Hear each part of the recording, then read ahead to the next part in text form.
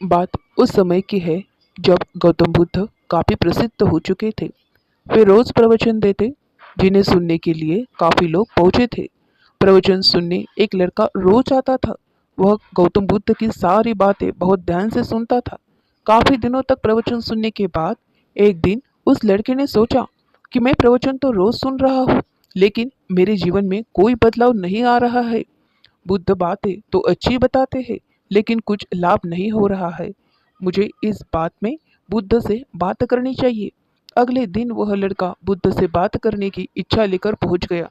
बुद्ध का प्रवचन शुरू हुआ और वे कह रहे थे कि अगर कोई व्यक्ति हम पर गुस्सा करता है तो वह हमसे ज़्यादा खुद का नुकसान करता है। अगर हम भी दूसरे के गुस्सों का जवाब गुस्से से ही देते हैं तो हम खुद का नुकसान कर लेते हैं। बुद्ध की ये बातें सुनते ही वह लड़का खड़ा हो गया और कहने लगा कि तथागत, मैं बहुत दिनों से आपकी प्रवचन सुन रहा हूँ, लेकिन मेरे जीवन में तो कोई बदलाव नहीं है। मुझे तो प्रवचन सुनने से कोई लाभ नहीं हो रहा है। तो बुद्ध ने अपने प्रवचन के बीच रोके और उस लड़के की बात सुनने लगा। जब वह लड़का चुप हो गया तो बुद्ध ने उससे पूछा कि तुम कहाँ रहते हो। लड़का बोला कि मैं श्रावस्ती में रहता हूँ। बुद्ध ने कहा कि श्रावस्ती से यहाँ तक की दूरी कितनी होगी और यहाँ आने में कितना समय लगता है। उस लड़के ने बुद्ध की बातों का उत्तर दिया तो बुद्ध ने फिर से पूछा कि यहाँ आते कैसे हो।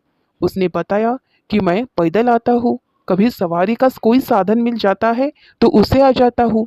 फिर बुद्ध ने उसे एक प्रश्न पूछा कि क्या तुम यहाँ बैठे बैठे अपने घर पहुँच सकते हो। यह प्रश्न सुनकर वह लड़का और वहाँ से बैठे सभी लोग हैरान हो गए। लड़के ने कहा कि ये कैसे संभव है, मैं बैठे बैठे कहीं और नहीं पहुँच सकता, इसके लिए मुझे तो चलकर ही जाना होगा। बुद्ध ने कहा कि तुम्हारी बातों में ही तुम्हारे प्रश्नों का उत्तर है। सत्संग सुनने से तब तक कोई लाभ नहीं होता जब तक कि तुम उन अच्छी बातों को अपने जीवन में उतारते नहीं हो। जब तक तुम अच्छे काम नहीं करोगे, इच्छाओं का त्याग नहीं करोगे, बुराई से दूर नहीं रहोगे, तब तक तुम्हारे जीवन में कोई बदलाव नहीं आएगा। सिर्फ प्रवचन सुनने से, बैठने से जीवन में कोई बदलाव नहीं आएगा। बुद्ध ने आगे कहा कि अगर तुम कोई अच्छा करना चाहते हो तो उसके लिए तुम्हें प्रयास करना होगा। विचार करने से काम नहीं होगा। सत्संग में तुम्हें सही गलत बातों की जानकारी मिलती है, लेकिन उन्हें अपने जीवन में किस तरह उतारना है ये तो तुम्हें तय करना होगा। तुम्हें प्रयास करने होंगे, तभी जीवन में सुख शांति सफलता आएगी। सत्संग करते रहने से हमारी बुद्धि पवित्र रहती है, हमारा मन गलत बातों से बचा रहता है। अगर हम सत्संग नहीं करेंगे तो हमारे विचार भटक सकते हैं।